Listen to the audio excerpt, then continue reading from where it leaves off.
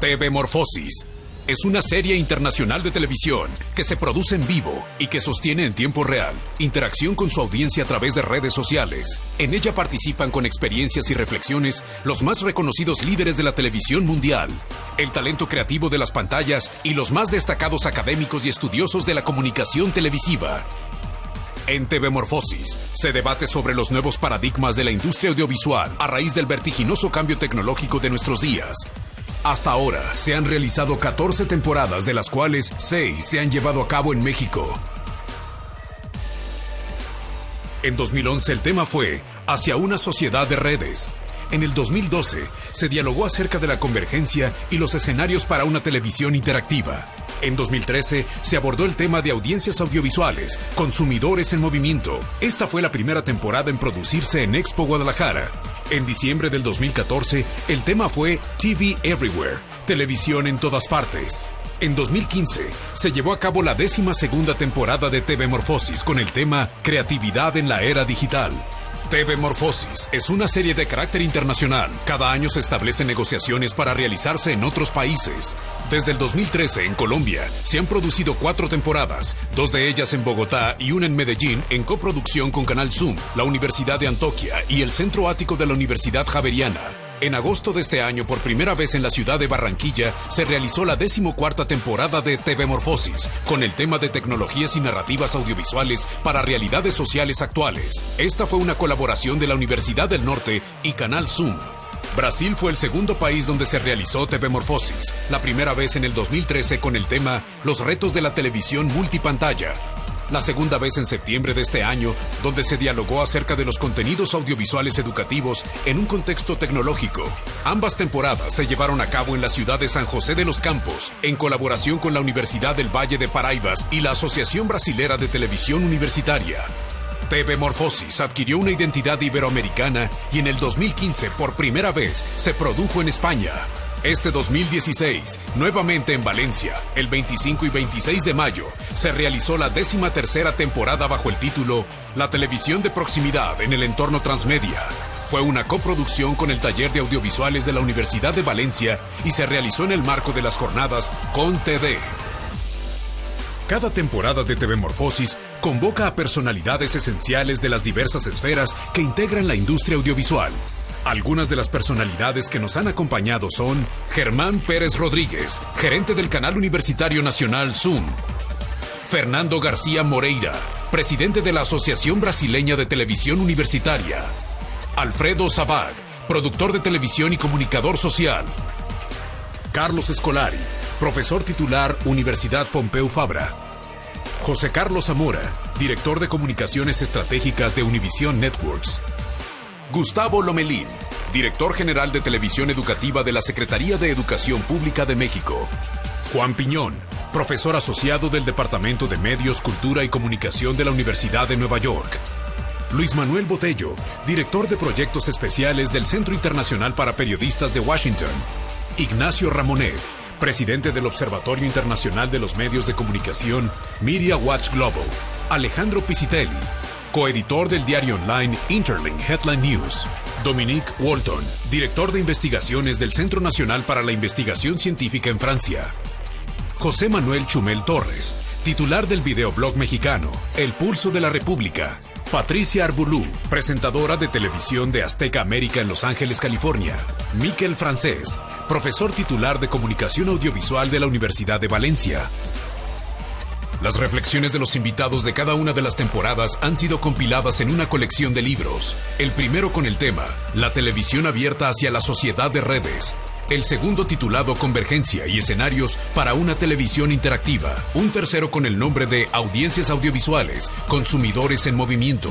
Y el cuarto libro de la colección bajo el título de Televisión Everywhere. Además de la más reciente publicación, inspirada en la serie Nuevos modelos mediáticos, diversidad, usuarios y ventanas, editado en España y el cual fue presentado este año en TV Morfosis Valencia.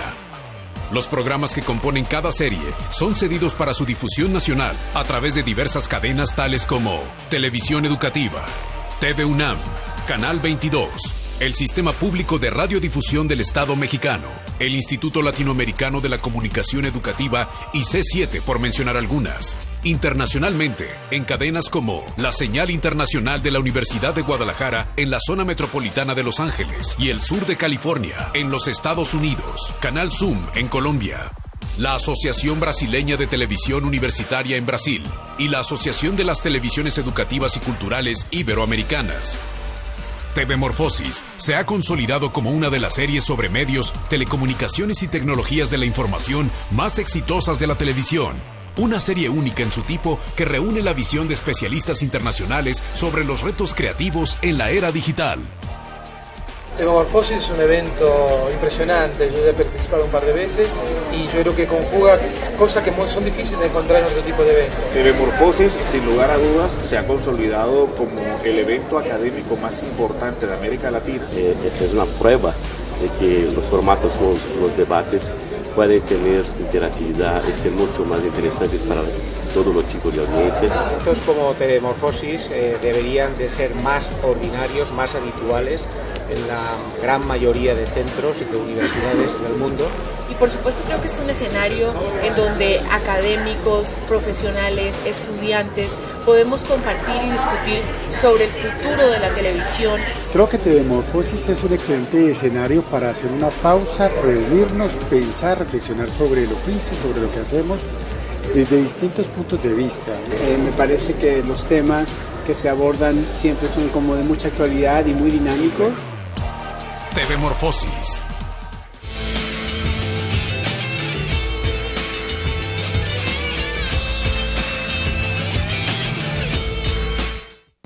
Olá, seja muito bem-vindo ao terceiro programa da 15ª edição do Fórum Internacional de Televisão, o TV Morfosis. Vamos saber quem são os convidados deste momento. Cláudio Magalhães é jornalista com aperfeiçoamento em Public Relations. É especialista em administração mercadológica, mestre em comunicação social e doutor em educação. Professor orientador do mestrado em gestão social, educação e desenvolvimento local e do Instituto de Comunicação e Artes do Centro Universitário UNA. É sócio coordenador do Estudar, acompanhamento educacional. Fundou a Associação Brasileira de Televisão Universitária, onde atualmente exerce o cargo de conselheiro.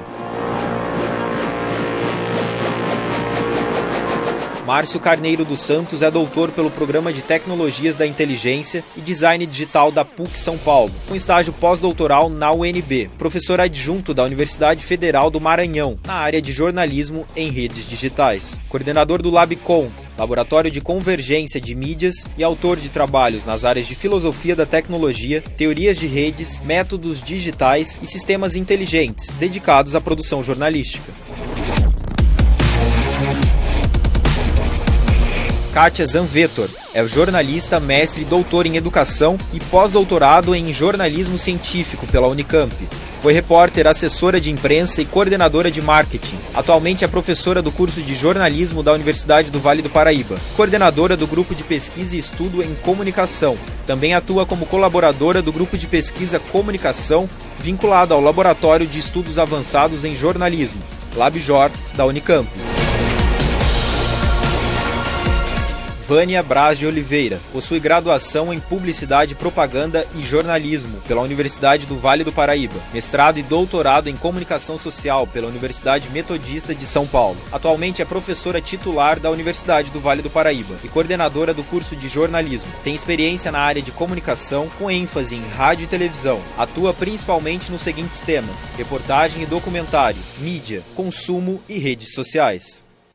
Esse evento está sendo transmitido pela TV Univap para todo o Vale do Paraíba, pelo canal 8 da NET, também pela Universidade de Guadalajara, no México, pelo canal Zoom da Colômbia e também pelos parceiros da Associação de Televisão Educativa e Cultural da Espanha, e também pela internet. E você pode participar pelo Twitter, hashtag TV Morfosis 2016. Como você sabe, TV Morfosis traz os melhores e mais importantes temas da televisão. Vamos saber o que nós vamos abordar agora.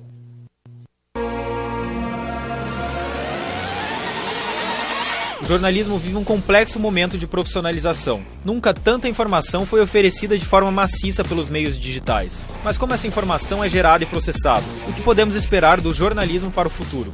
O novo papel do jornalismo será o tema do terceiro programa do TV Morfosis Brasil 2016. Vânia, vamos começar com você. Existe efetivamente essa história de novo jornalismo? Novo jornalismo, eu acho que não seria bem o termo. Eu acho que existe uma proposta para um jornalismo mais sensorial, mais experiencial. Porque, como a gente viu até ontem nos painéis, o conteúdo não muda. A forma de produção do jornalismo também não, mas a forma de transmissão e de veiculação dele é que altera em função desse novo perfil que a gente tem de telespectador, né? Hoje, antigamente, a voz desse telespectador estava mais, vamos dizer assim, incubada, mais escondidinha.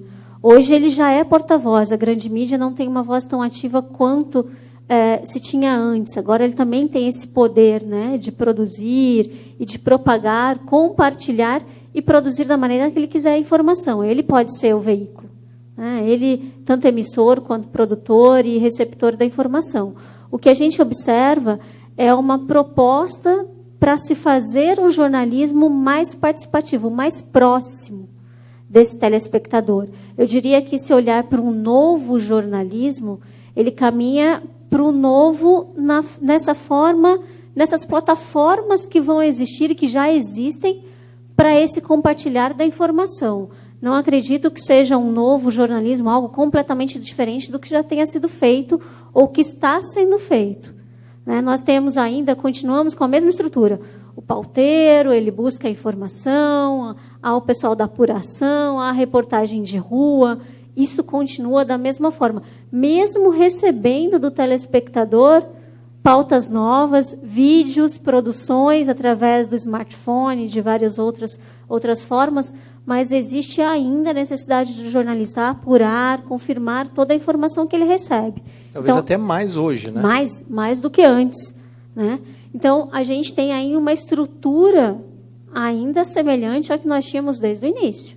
O que a gente enxerga agora são novas perspectivas para esses formatos que chegam para compartilhar a informação e tentar trazer esse telespectador muito mais perto. É isso que a gente observa, principalmente nas redes sociais e se utilizando de outros instrumentos, né, de formatos de vídeo 360, de óculos para isso, ou de games, ou seja, é uma proximidade. Mas não diria que seja um novo jornalismo, mas uma forma diferente de se compartilhar a informação através de novos suportes tecnológicos. Cátia, e você, o que pensa? Qual que é o futuro desse novo, ou dessa continuidade desse nosso jornalismo já tradicional? Eu acho que muito obrigado, em primeiro lugar, uma honra e satisfação estar participando desse evento. E, em primeiro lugar, pensar, né, quando a gente faz essa reflexão, a gente tem que pensar o que é o futuro, né?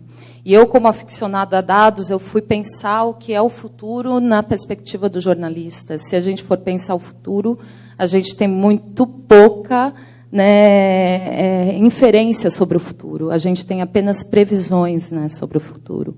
E aí eu fui buscar uma citação do Mário Quintana, que eu gostaria de falar para vocês. Ele diz o seguinte: porque os poetas são melhores que os jornalistas para explicar algumas certas coisas, né? E o Mário Quintana, ele vai dizer: o futuro é uma espécie de banco a qual vamos remetendo um a um os cheques de nossa esperança. Impossível que todos os cheques sejam sem fundo, né? Então, pensar no futuro do jornalismo é, na verdade, pensar o presente. Qual é o presente do jornalismo, né?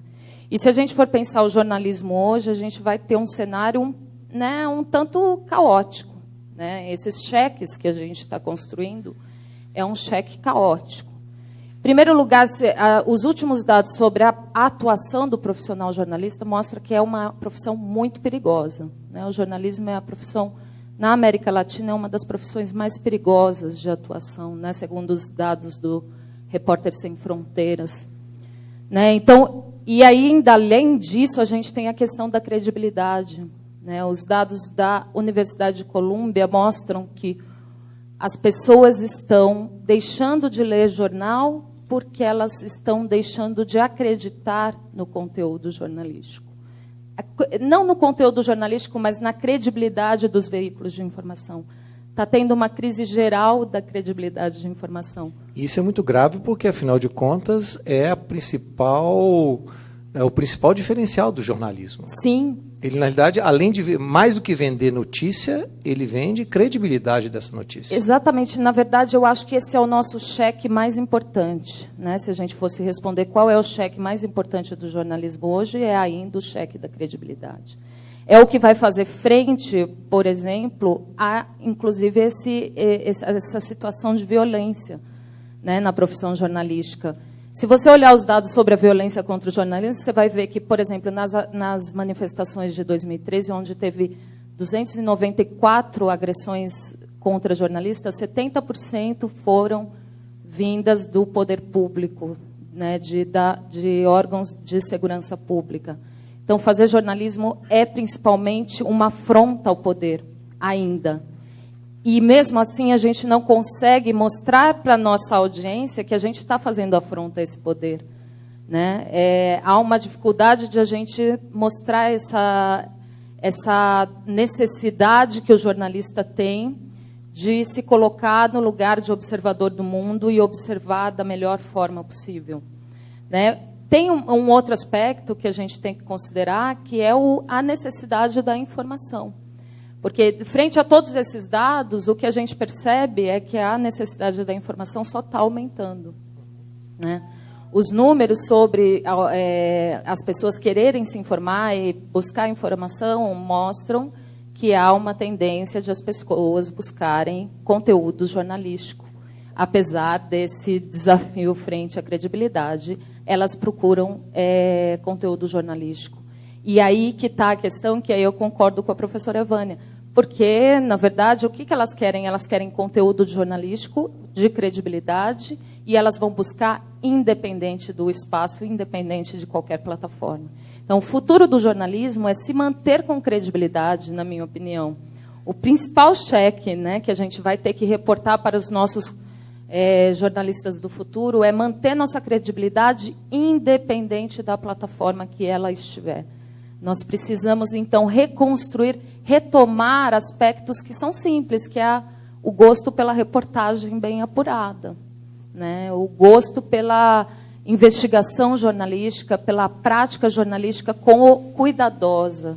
E aí eu acho que é o grande desafio dos portais, dos veículos de informação, porque eles têm que renunciar a certas coisas do passado, como, por exemplo, o furo jornalístico, que, né, é uma panaceia do furo, né? Na tendência das novas tecnologias, o que é o furo jornalístico?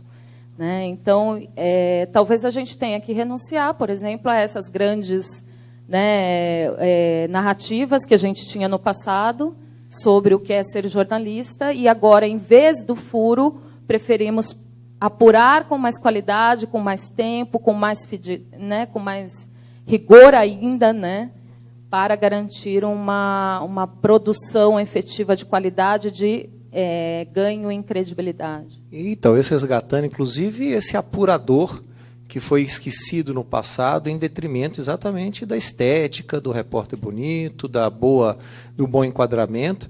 E eu lembro muito bem que dos nossos estudantes, quando você vai dizendo quais são as possibilidades dele trabalhar numa redação, poucos se levantam para querer ser o apurador, né? E certamente agora, pela opinião de vocês, é de que esse resgate da apuração agora ele é fundamental, não é?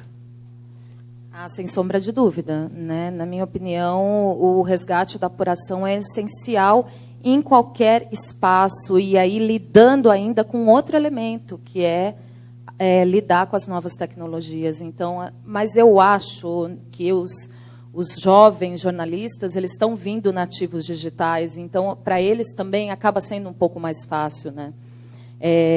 Porque eles vão ter que lidar com esse grande desafio de manter a apuração, que é uma esfera muito tradicional do jornalismo investigativo, né?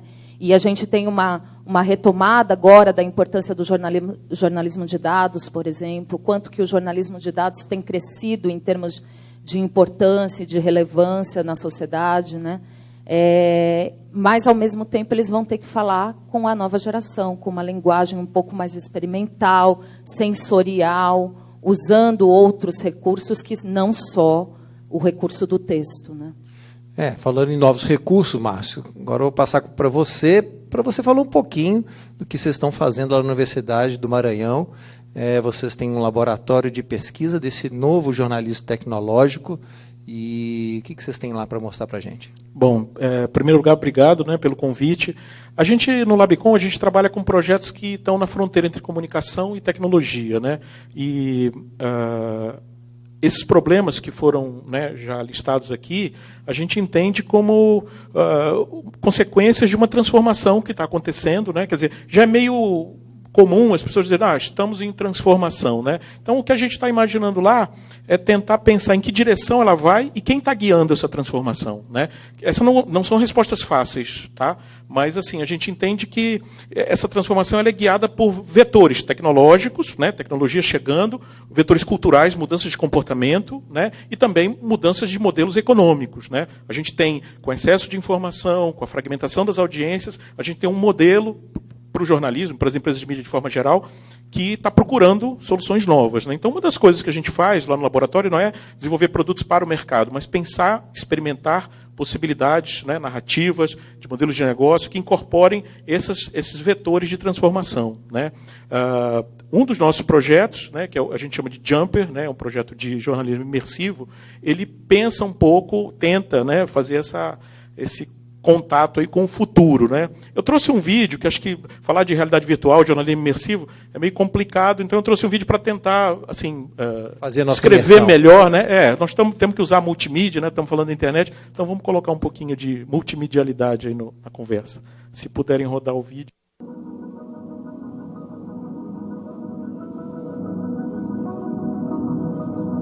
As pessoas vão continuar tendo a necessidade de se informar, de saber do mundo e vão precisar, né, ter acesso às notícias. Isso não vai mudar. Mas o que vai mudar é a forma de entrega, né? Como as empresas de mídia, né, vão oferecer o seu conteúdo no futuro para as novas gerações.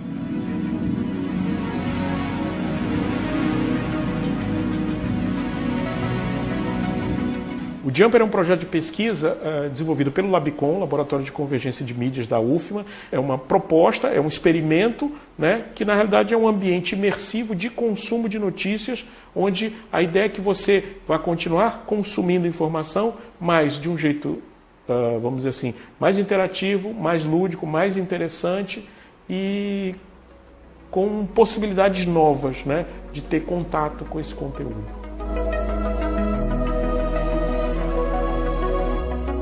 O Jumper está sendo desenvolvido hoje em 3 módulos, né? Um primeiro, que é o módulo onde eu estou focado nos emissores. Então você tem camadas de informação através desses emissores, os tradicionais, as pessoas e as coisas, né? E a partir daí você tem um sistema que vai monitorar isso para você, selecionar de acordo com seus próprios interesses e te exibir isso também dentro de um ambiente de realidade virtual ou usando um dispositivo de realidade virtual.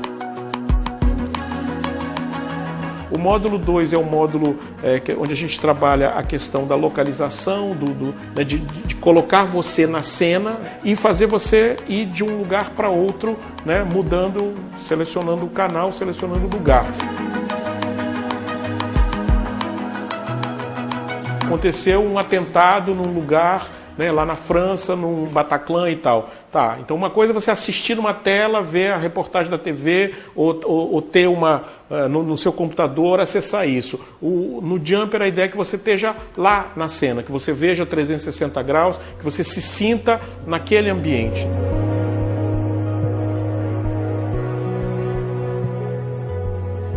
E o terceiro módulo é o módulo de entrega, é o módulo justamente onde todo esse conteúdo e todas essas soluções anteriores vão ser portadas para o dispositivo de realidade virtual. Então a gente está juntando o dispositivo de realidade virtual com um dispositivo de controle, que é o Leap Motion.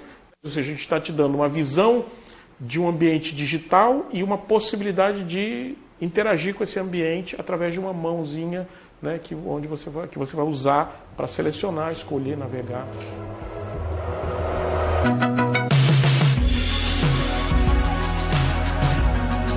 Então, através do Jumper, a gente quer oferecer para o usuário a possibilidade de não só ter acesso ao conteúdo informativo, a fluxos de de informação que vem através de redes sociais, mas também estar na cena de um determinado evento, estar num lugar aqui e de repente você selecionar, eu quero estar num show, eu quero assistir um show com uma filmagem 360, ou eu quero assistir um jogo de futebol onde eu vou ter várias câmeras, né?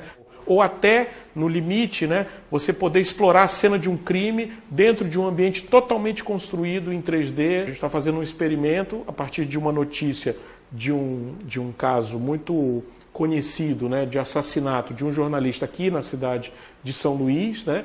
Então a gente está recriando o ambiente, a cena do crime, porque aí você, além de estar na cena, você vai ter a possibilidade não só de ser um espectador que vê uma imagem 360, mas também se movimentar nessa cena, mudar o ângulo de visão, né? Ver de repente o ângulo da vítima, o ângulo do atirador, explorar essa cena de um jeito mais complexo, mais rico, né? Como a gente vai poder entregar, né, esse conteúdo jornalístico, a gente aposta muito que essa entrega, para ser mais efetiva, considerando as novas gerações, né, ela vai precisar incorporar esses elementos que hoje a gente já percebe como importantes para esses jovens, ou seja, incorporar possibilidades de interatividade, incorporar possibilidades, né, que algumas tecnologias como a realidade virtual oferece, né, ou seja, a imersão, né, e incorporar elementos de games lúdicos, né, que têm uma força muito grande hoje na cultura dessas novas gerações.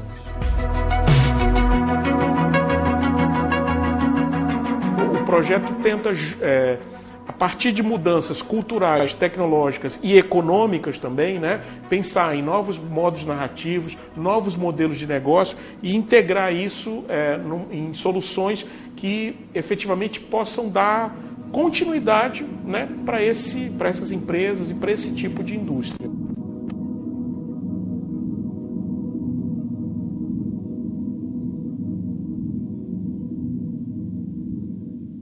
Como uma exploração de possibilidades, porque acho que o problema principal é a percepção de valor que as novas gerações têm da forma tradicional de entrega, né? Então, se eu não percebo como valor, se eu tenho disponível na internet, se é muito fácil isso para mim, eu não tenho percepção de valor, também não vou pagar por isso, e aí eu começo a comprometer o modelo de negócio que já existe. Então, eu preciso mudar a percepção de valor das novas gerações em relação a isso, para que essa entrega volte a ser, vamos dizer assim, remunerada e volte a ser o motor de uma indústria que emprega jornalistas, técnicos, enfim, toda uma indústria que depende disso, né, mas que está em risco por essa mudança de comportamento. Pois é, pessoal, mas como fazer isso e não virar simplesmente um videogame?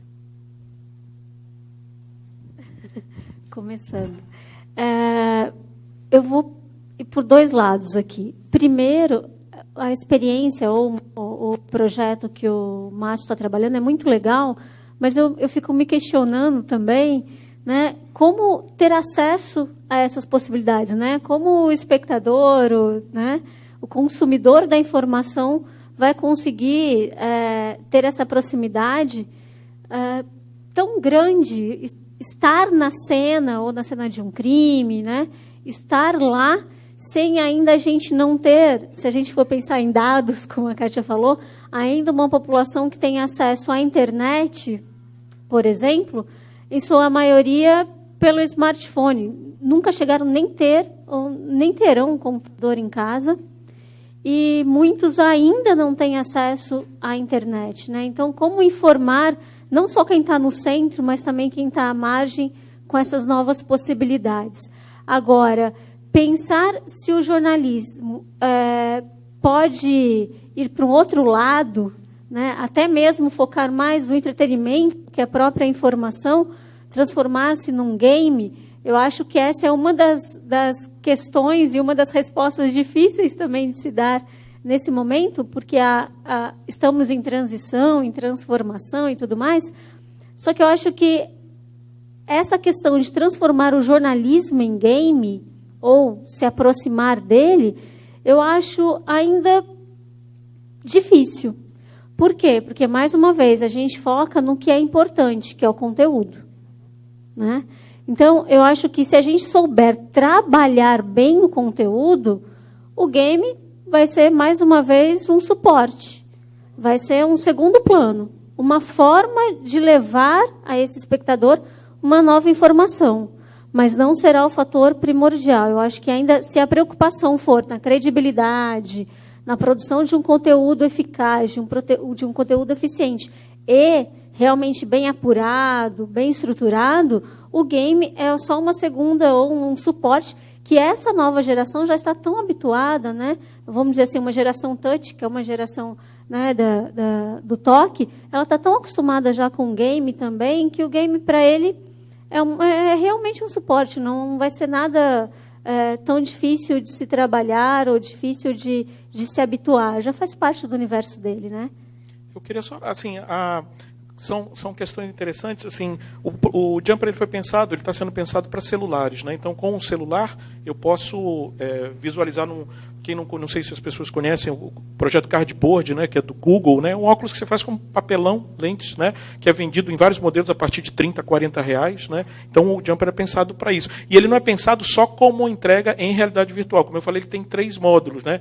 Um deles está ligado a narrativas automatizadas, ou seja, aí eu extrair, aí sim, jornalismo de dados, eu extrair uma quantidade muito grande de informação a partir de várias outras fontes e conseguir personalizar isso, customizar essa entrega, mesmo que seja na tela, num dispositivo tradicional, mas com um nível de personalização melhor, né, que é justamente o que acho que não está acontecendo. Porque se o problema fosse só conteúdo, né, o jornalismo e as empresas não estariam em crise hoje, porque a gente tem conteúdo de qualidade, né, então, se tem conteúdo já de qualidade, por que está acontecendo isso? Por que se questiona isso? Então, o problema não é só o conteúdo. Já existe conteúdo de qualidade. Eu acho que, se a gente pensar, é uma questão geracional. A gente tem gerações que estão acostumadas a outra coisa. Então, essas gerações sustentam hoje esse modelo de negócio. O que a gente está pensando é para pessoas que já não assistem TV na grade de programação, já não leem impresso, algumas até que já acham que Facebook é uma coisa de velho, né, dependendo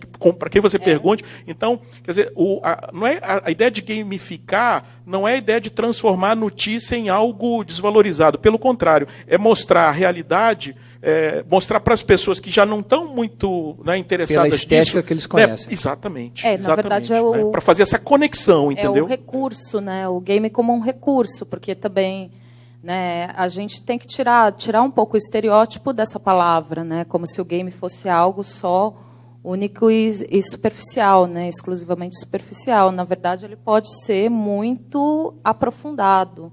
Né? E eu acho que tem 2 coisas aí, que é a questão do conteúdo, sim, concordo, você tem muito ainda conteúdo produzido de qualidade, mas você teve no mercado do jornalismo uma tendência a querer concorrer então o jornalismo tradicional quis concorrer com o jornalismo nos espaços virtuais e ele acabou se perdendo nisso. Então, agora a gente está assistindo um movimento de retomada, inclusive, desse jornalismo mais aprofundado, né, um jornalismo literário, preocupado com a reportagem. Os grandes veículos de comunicação já estão percebendo que eles podem se diferenciar em grade de conteúdo, continuando construindo conteúdos de qualidade.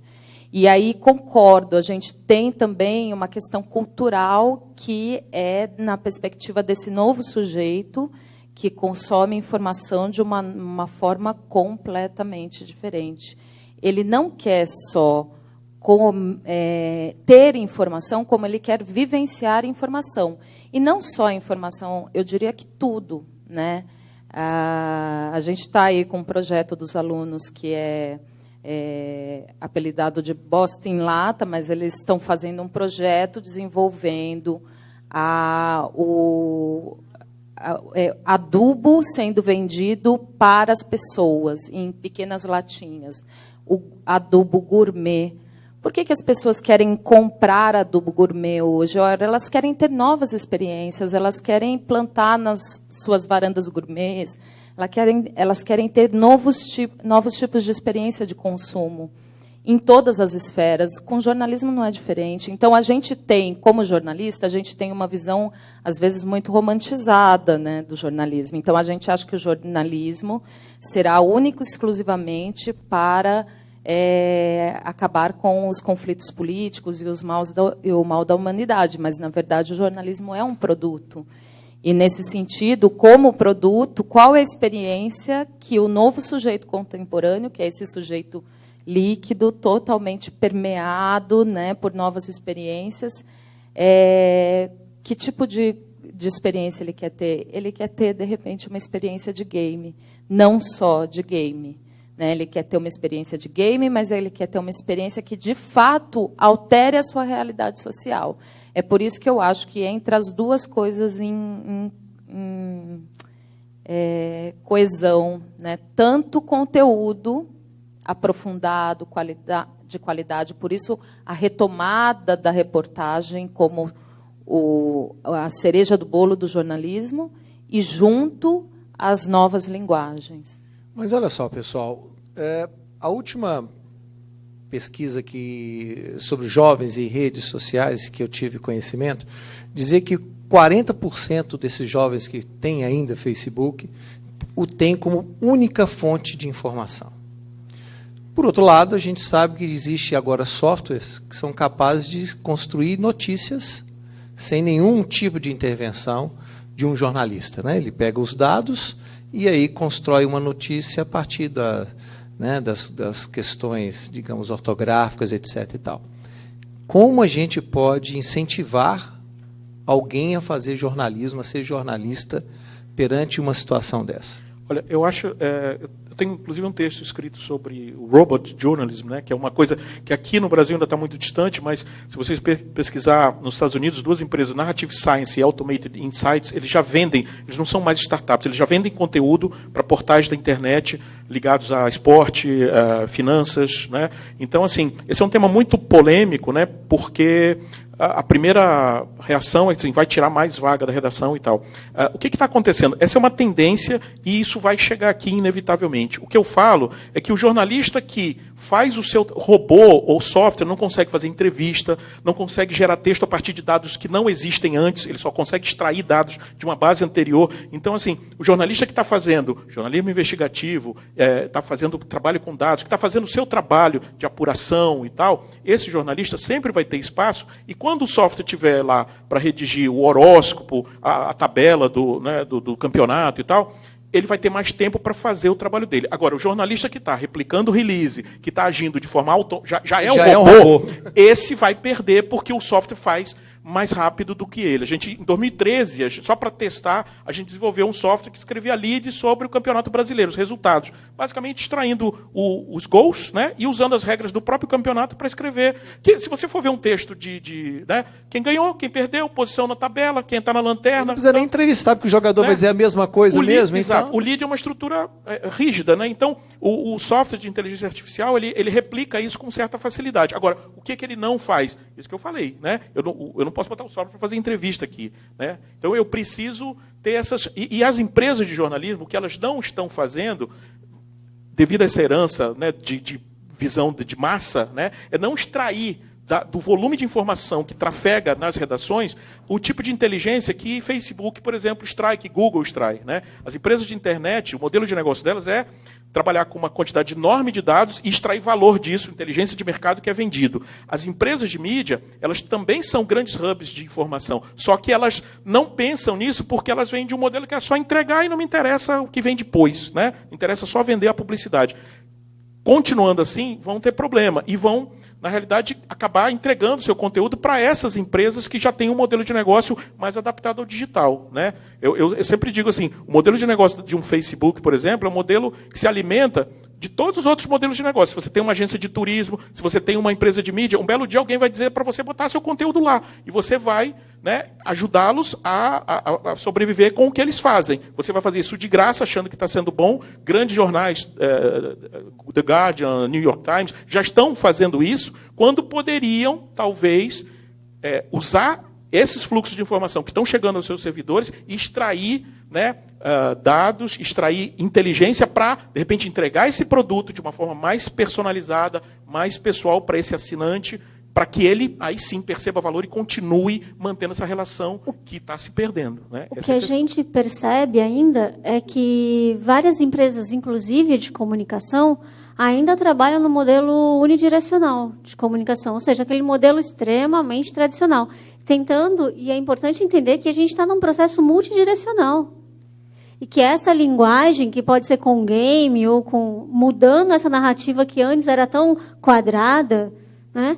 Tentar entender que esse público, não só agora, mas que daqui a 10 anos, vai estar pensando e se estruturando de forma diferente, recebendo e consumindo informação de forma diferente. Então, é entender que esse modelo tradicional não rende mais para a mídia, inclusive para a produção jornalística, né? Essa experiência, ou fazer com que ele sinta estar no local, vai muito mais além. Não é só, né, como o Márcio falou, que a gente vai conseguir ter a possibilidade de chegar, o Jumper é um projeto que vai chegar até um público... Experimento. A gente o papel do laboratório é experimentar. É justamente né? isso. A gente leva ao extremo justamente para ver até onde a gente vai. Né? Se algum dia alguém vai fazer isso depois, ou vai usar o que a gente está fazendo e vai fazer melhor, né? A tecnologia ela tem isso. Às vezes ela é desenvolvida para uma coisa, mas as pessoas se apropriam dela de outra forma. Isso já aconteceu várias vezes.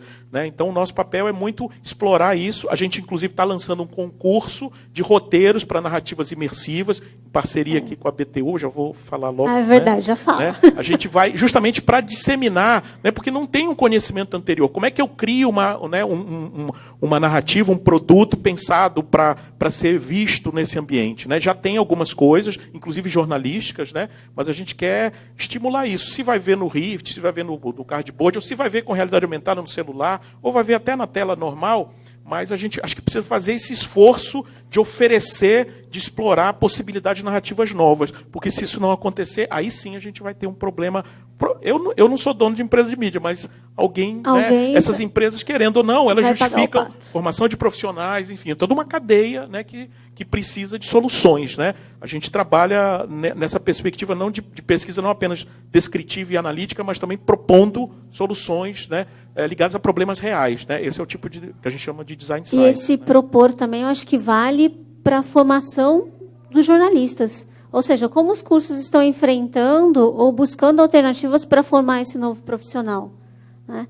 Como o Márcio também falou, o Jumper é só um projeto, é só um experimento, e eu acho que é dentro da universidade, nessas cadeiras acadêmicas, com a participação dos alunos, é que a gente começa a propor, desenvolver projetos para que o mercado enxergue as novas possibilidades. Porque senão a gente vai continuar na mesmice da estrutura tradicional da informação. Então, eu acho que é aqui que a gente não tem que esperar o mercado pedir alguma coisa. Pelo contrário, estamos enxergando alguma coisa, é aqui que a gente tem que começar a produzir.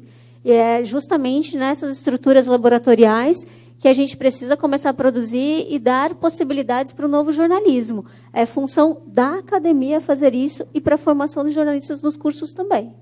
E nessa perspectiva, assim, só fazendo um contraponto, assim, dessa questão do jornalismo máquina, né, que, assim, como se a gente pudesse, de fato, né, fazer. Eu insisto, repito, o jornalismo é uma atividade essencialmente humana, feita por humanos para humanos. É claro que isso que a gente está falando que a máquina pode fazer não é jornalismo.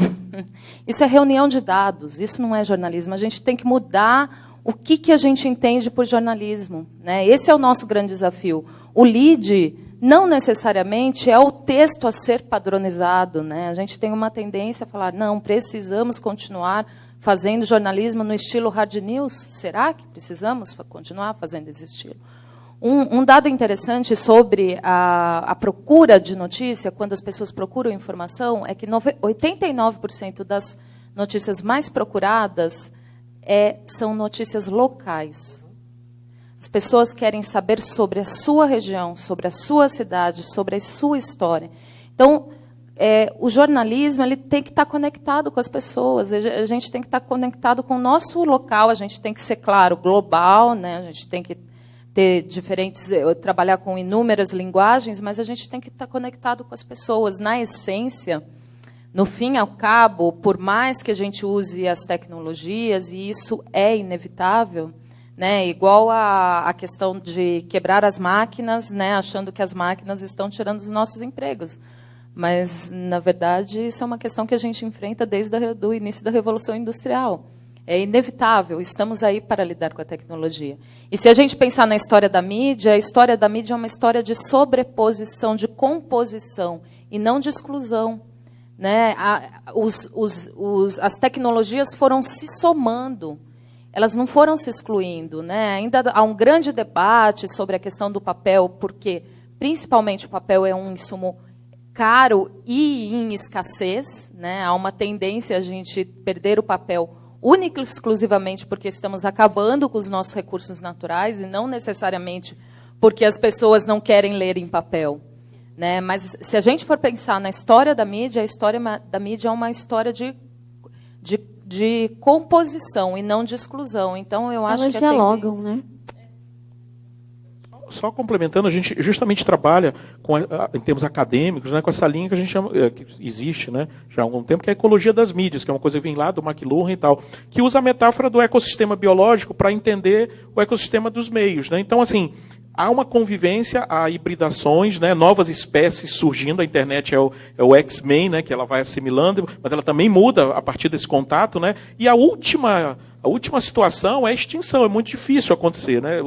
Vai acabar e não vai acabar nada. É como a professora falou, as coisas vão se alterando nesse contato. A internet, né, ela remedia, né, tem esse termo, né, a remediação, né, Bolter e Kruse, né, ela vai interagindo com os meios anteriores, ela transforma e também é transformada. Né? O McLuhan já falava isso há muito tempo atrás. Mas a questão, acho que duas questões importantes sobre, por exemplo, o jornalismo automatizado, é que se academia, pesquisadores e tal não entrarem nesse negócio, o que está acontecendo? Essas empresas são empresas de engenheiro de software. Eles estão desenvolvendo coisas para jornalismo sem jornalistas participando, porque se o jornalista acha, ou o acadêmico de jornalismo acha que ele não deve entrar nessa coisa, ele deixa espaço para que os outros façam. Né? E a gente tem exemplos, né, como o Ginga, que era uma excelente solução técnica, né, de interatividade para a TV digital, mas como foi feito apenas por engenheiros e por burocratas de governo, esqueceram de perguntar para os caras que faziam televisão se era possível alguém ficar fazendo programa lá, programação, né, no meio de uma redação. Então, assim, aquela coisa dos 3 vetores, a gente tem que, né, coordenar isso para que a coisa vá. Se não tiver um vetor tecnológico, mas também um vetor cultural e um vetor econômico, a coisa fica difícil. Tablet, por exemplo, quando foi lançado, você não tinha Wi-Fi disponível e não tinha os aplicativos, né, as lojas de aplicativo. Então, o tablet, quando foi lançado a primeira vez, era um pendrive grandão, ele não tinha utilidade. Não funcionou. E depois, né, foi sucesso. Por quê? Porque aí você já tinha os 3 vetores, tinha uma mudança cultural, você tinha tecnologia suficiente e tinha um modelo econômico, né, de apps, de lojas que foi lançado, e aí esse sistema operou para que essa tecnologia tivesse na janela um impulso positivo. Então é o que a gente tem que pensar. Né? Não dá para pensar só uma coisa ou outra, acho que esse aqui é sempre o problema. A lacuna está lá, né? Se os jornalistas não se posicionarem, se as empresas não se posicionarem, os engenheiros com certeza já estão se posicionando. Estão fazendo, né? E um principal problema, na década de 70, um cara chamado Herbert Simon, que foi prêmio Nobel de Economia, antes da internet, de tudo, ele falou o seguinte: numa economia onde existe muita informação, excesso de informação, há escassez do que a informação consome. No caso, a atenção. Então, quando eu tenho muita informação, eu tenho escassez de atenção, que é a briga que está acontecendo hoje. Aí eu tenho diversos canais de informação sendo oferecidos para as pessoas. Então, eu tenho essas audiências fragmentadas. Né? Esse é um problema que não vai ser resolvido, a não ser que a gente volte para a Idade da Pedra. Né? Agora vai entrar a internet das coisas, sensores, uma nova camada de informações está chegando. Então, eu preciso me organizar para processar isso, poder receber isso, e as empresas podem fazer isso, e começar a extrair, né, algo além do que até então foi extraído. E aí, se eu conseguir fazer isso, eu tenho um caminho. Na realidade, eu ainda fico um pouco em dúvida em relação à participação desse usuário. A gente tem sempre falado que eles querem participar, que eles querem se ver, mas eu fico em dúvida se realmente, quando a gente vai frequentar algum lugar de informação, se eu quero só participar ou se eu quero só saber dessa informação. Será que esse usuário, nós não estamos idealizando ele um pouco demais? Você tem que entregar o conteúdo de acordo com o que ele quer. Se ele está cansado e quer só absorver, ele quer ser passivo, né, quer assistir, você tem que estar em condições de entregar isso para ele. Se ele não quiser interagir, você tem que deixar possibilidades. Ou seja, na realidade, você organiza o conteúdo em layers, em camadas, que possam atender pessoas diferentes, com situações diferentes. Mas para saber isso, você precisa começar a olhar justamente para esse cara, extrair dados dele. Por que eu falo muito em celular? Porque o celular já tem um sensor básico, que é o sensor de localização. A partir daí eu posso aprender uma série de coisas. Por onde ele anda, o que ele faz e tal, e aí consigo já oferecer coisas mais personalizadas. Então, não é nem pensar nos dois extremos, é pensar em ter um modelo mobile, mas também móvel em termos de entrega, para poder oferecer esse conteúdo de uma forma mais personalizada, porque é isso que as pessoas hoje, com as redes sociais e tal, elas estão extremamente importantes, né? Elas falam bobagem nas redes sociais, achando que são donas da verdade. Enfim, as pessoas querem participar no sentido de serem ouvidas, de expressar isso. Tem um conceito do Jenkins, né, que é a cultura da participação. Então, isso é uma força cultural contemporânea muito grande. Então, você tem que considerar isso e adaptar, mas nunca fazer generalizações, né? O cara não quer ou o cara quer, o cara tem internet ou o cara não tem. Eu trabalhei num projeto, numa área muito pobre lá de São Luís, onde as pessoas, com TV, web comunitária, as pessoas diziam, por que vai fazer? Não tem internet nas casas, mas tinham as lan houses, e os jovens estavam lá, eles iam para as escolas onde tinha computador, onde tinha internet.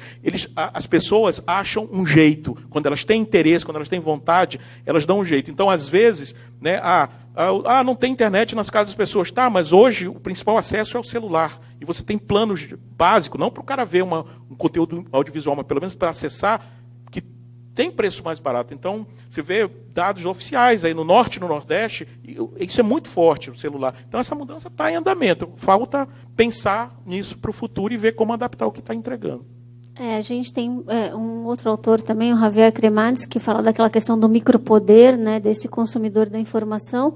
E é interessante a gente observar que esse micropoder, ele só é válido, ele só é atingido a partir do momento que a empresa de comunicação conhece de forma eficaz para quem ela está emitindo a informação. Conceito que também já é básico desde o início, mas que a gente, até certo momento, se esqueceu, porque a gente tinha mídia massiva, não interessa, manda lá. É um modelo onde eu não estou pensando, agora, né? Eu quero só entregar e depois vou medir lá a minha audiência de um jeito, né? Com a internet você tem formas de métricas muito mais sofisticadas. Né? Então, e o próprio mercado publicitário usa isso para investir. Então, essa mudança econômica também está impactando. Porque se eu não penso nisso, se eu só entrego, como a professora está falando, no modelo antigo, eu estou perdendo um tipo de informação e que pode virar produto que as redes sociais, que o Facebook, que o Google já estão utilizando. Por isso que o modelo deles é melhor, né? Porque eles conseguem extrair desses dados, né, inteligência que tem valor. Né? O que as empresas de mídia não estão fazendo, apesar de receberem, e o pior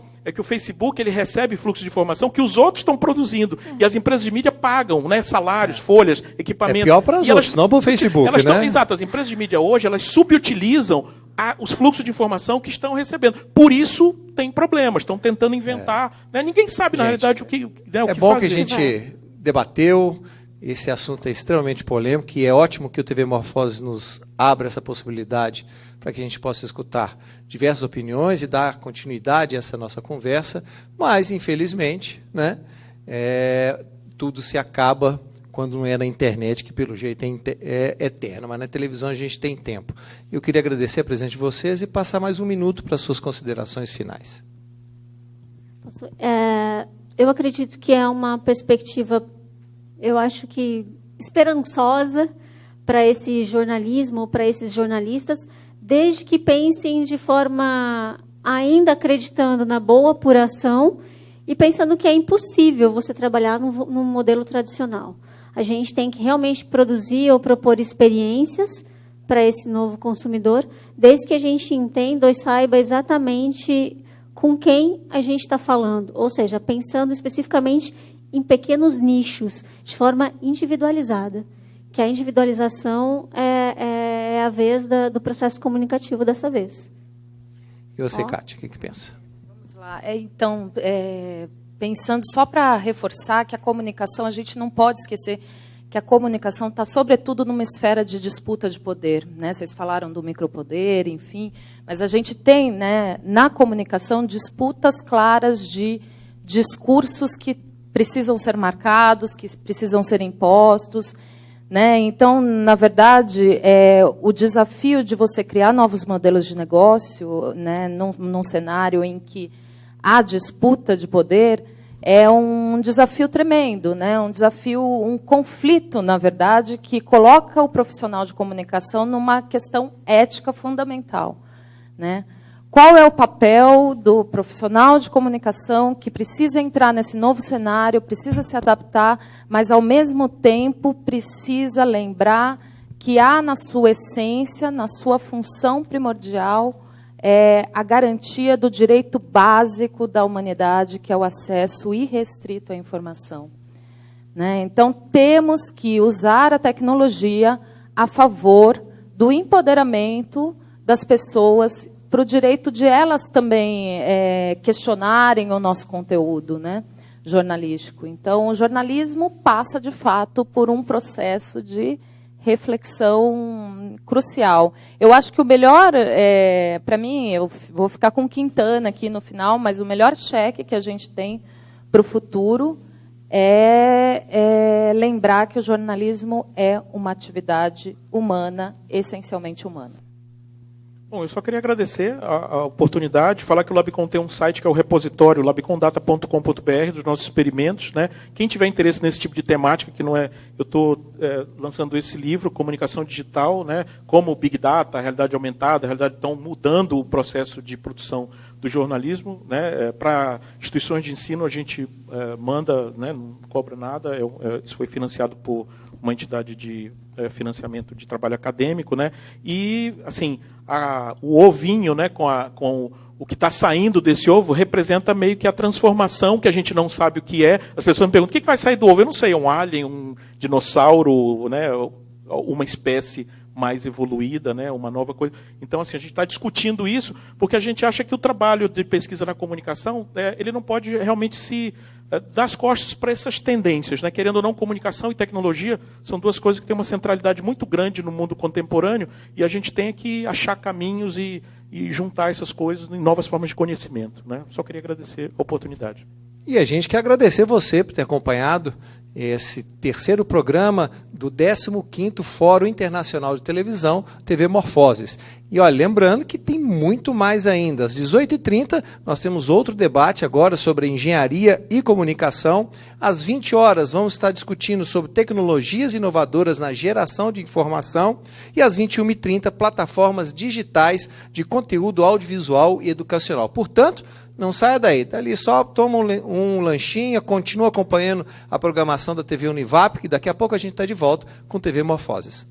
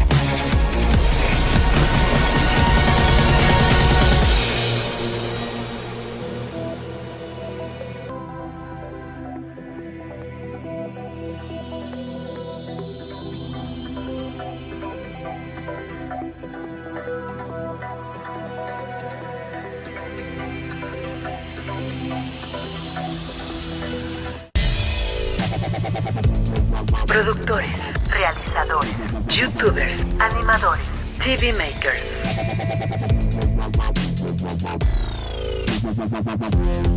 TV Morfosis, gestión y consumo de contenidos digitales. 30 de noviembre, 1 y 2 de diciembre, Expo Guadalajara.